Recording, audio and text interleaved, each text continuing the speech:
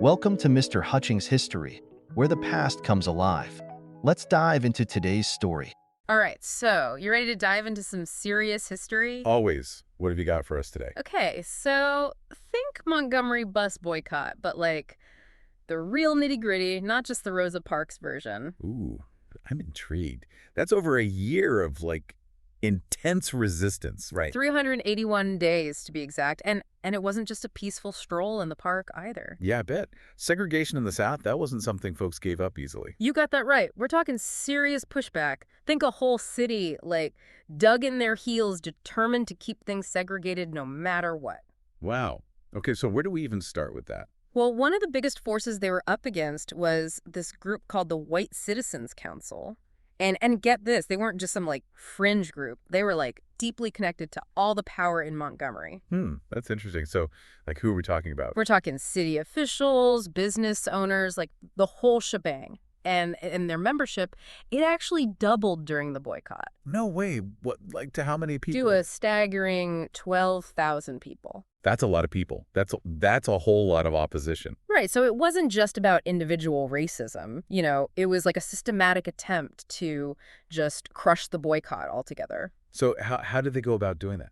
Well, they used everything they could. They threatened people's livelihoods. They messed with insurance policies. They hit people with fines for, the smallest things. Oh, wow. So it was financial pressure, making it really hard to get by. Exactly. And they didn't stop there. They even started arresting people on, trumped up charges, anything to make Black citizens think twice about participating. Wow, that's intense. So it was intimidation, basically, just making people too scared to fight back. Oh, absolutely. They used every tool at their disposal. I mean, they even arrested MLK. Martin Luther King Jr. Yeah, for driving 5 miles per hour over the speed limit. 5 miles per hour. That seems a little excessive, don't you think? Right, 5 miles. Can you imagine? It really shows you how they were using, the legal system as a weapon. Yeah. A pattern we see a lot throughout this era, manipulating laws and regulations to target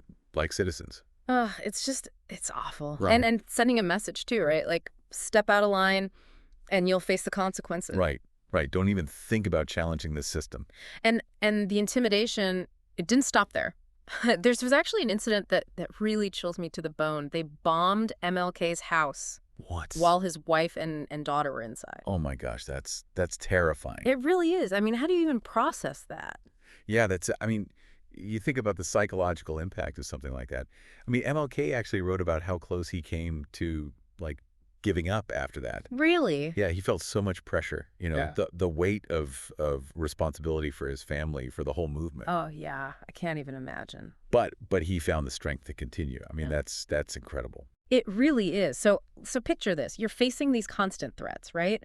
Your life is in danger. The pressure is just unimaginable. But MLK, he still manages to craft these brilliant speeches that they galvanize the movement. Yeah, I've always found his rhetoric so powerful. He had a way of cutting through all the noise and getting to the heart of the matter. And he called it active nonviolent resistance. So it wasn't just about enduring hardship. It was about actively challenging the system.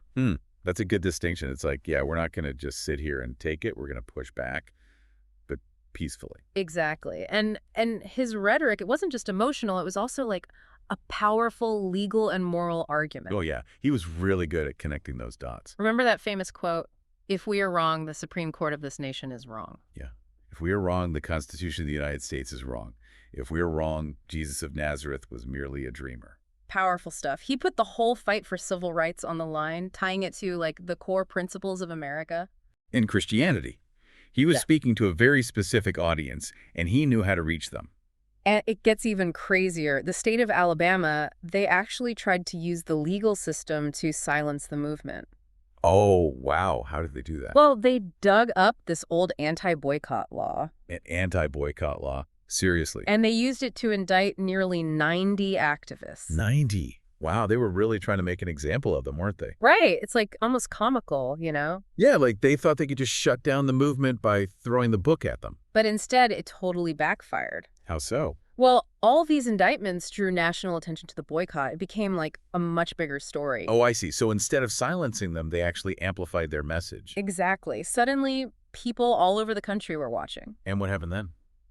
Well, that's when the support really started pouring in. Okay, that makes sense. Yeah. So, like, who stepped up to help? Well, the NAACP, they were huge.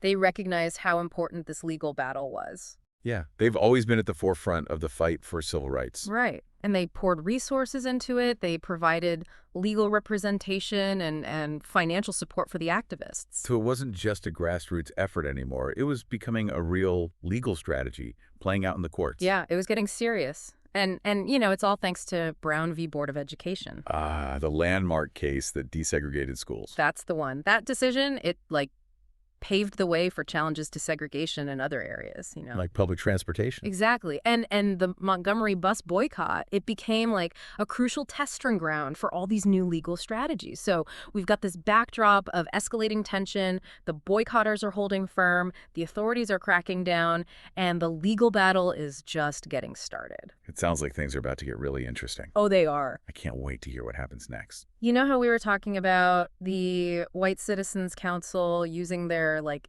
influence to pressure businesses? Mm-hmm. Well, get this. They actually went after the insurance companies. The insurance companies? Yeah, the ones covering those cars, you know, the ones they used for the carpools? Wow, so they were like trying to disrupt the whole carpool system. Exactly.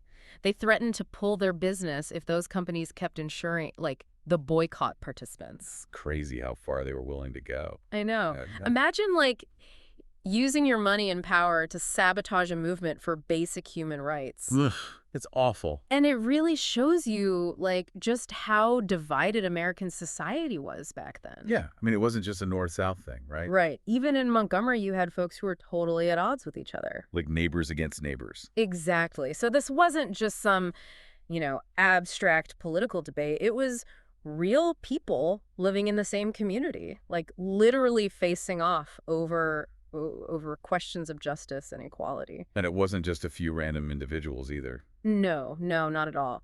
The White Citizens Council, they had some serious influence. So it wasn't just like a bunch of angry people on the street corner. Not even close. We're talking about people in key positions in the city, you know? So, like, the establishment was actively working to keep things segregated, Yep.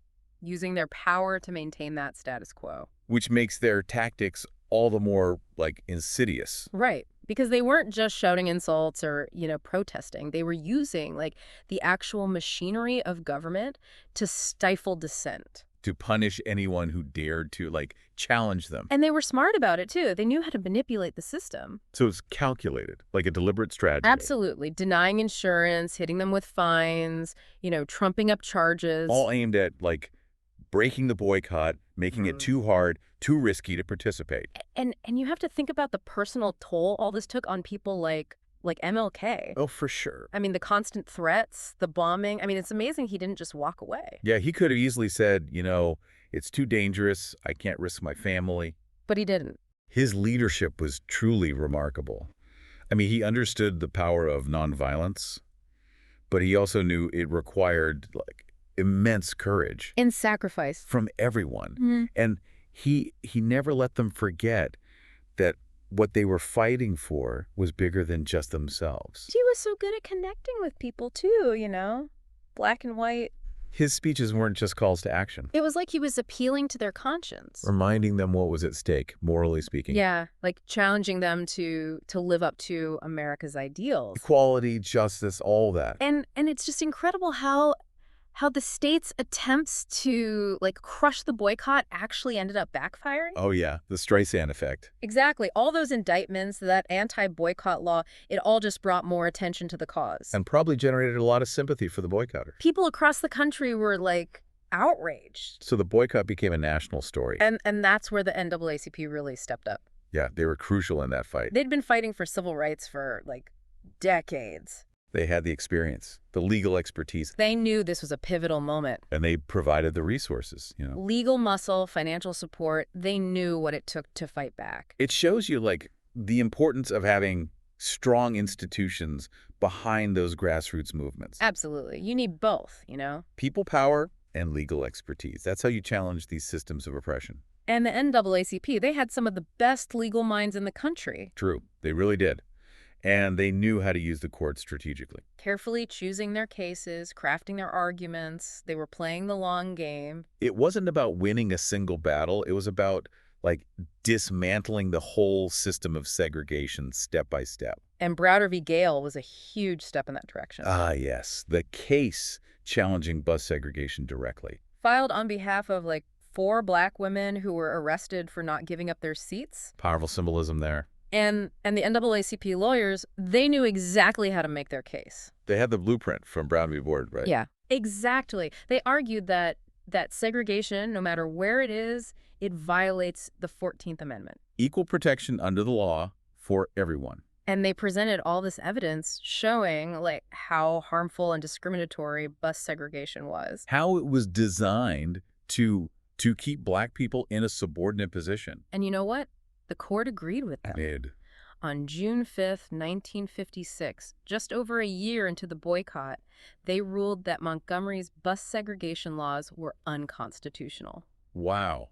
That must have been an incredible moment. A huge victory. A major turning point. But Montgomery wasn't giving up that easily. Of course not. What did they do? They appealed the ruling. All the way to the Supreme Court. Yep. So now we've got the boycott still going strong, a city that's determined to fight, and a case that's headed to, like, the highest court in the land. The stakes just got even higher. So the case goes all the way up to the Supreme Court, huh? Yeah, the city of Montgomery, they're not backing down. They want to keep segregation on their buses no matter what. Wow. High stakes, right? The whole country's watching. Yeah, this isn't just about Montgomery anymore. This is about the future of segregation everywhere. It's like a turning point for America. Exactly. And all that work the NAACP did, all those legal battles they fought, it all led up to this. So what happened? What did the Supreme Court say? Well, on November 13th, 1956, they affirmed the lower court's ruling. So they sided with Browder v. Gale. They did. They said bus segregation is unconstitutional. Plain and simple. Wow, what a victory. A huge win for the boycott, a major blow to segregation.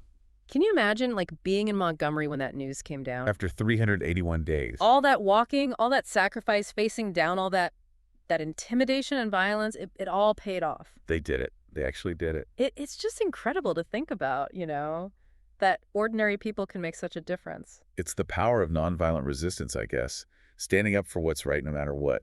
And it didn't stop there, right? The Montgomery bus boycott, it inspired so many other movements. Oh, absolutely. Sit-ins, freedom rides, voter registration drives, it all started with Montgomery. A whole wave of activism. It's amazing how one event in one city can have such a huge impact. It's a testament to the courage and the determination of everyone involved. They changed the course of history. And they didn't set out to change the world, you know? Yeah. They just wanted to be treated with respect, with dignity. Basic human rights. Exactly. And it's interesting how, like, different historians have interpreted the boycott, right? Yeah, you've got your traditional view focusing on MLK Yeah. and the power of nonviolence. And the legalistic perspective highlighting the strategic brilliance of the NAACP. Right. And then you've got the revisionist view emphasizing the grassroots, the everyday people who made it all happen. It's like it's a story with so many layers. It is. And I think it's important to consider all those perspectives to really understand just how complex this moment in history was. Absolutely. But one thing's for sure, the Montgomery bus boycott was a turning point. Yeah. It showed the world that segregation could be challenged, that change was possible. That the arc of the moral universe really does bend towards justice. That quote.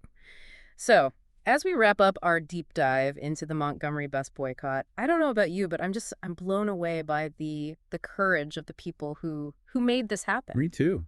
I mean, it's a story that continues to inspire, right? Absolutely. Reminds us that we can make a difference, even when things seem impossible. And as you think about what you've learned, think about how it connects to your own life, you know? Like, what are the ways we can practice active nonviolent resistance today? Exactly. How can we use our voices, our actions, to create a more just world? That's a powerful question, a good one for all of us to think about. Because the fight for equality, it's not over. We all have a role to play. Well said. Thanks for joining us on this incredible journey through the Montgomery bus boycott. It's been my pleasure. keep learning, keep questioning, keep fighting for a better tomorrow. Thanks for listening to Mr. Hutchings' History. Keep exploring, and we'll see you next time.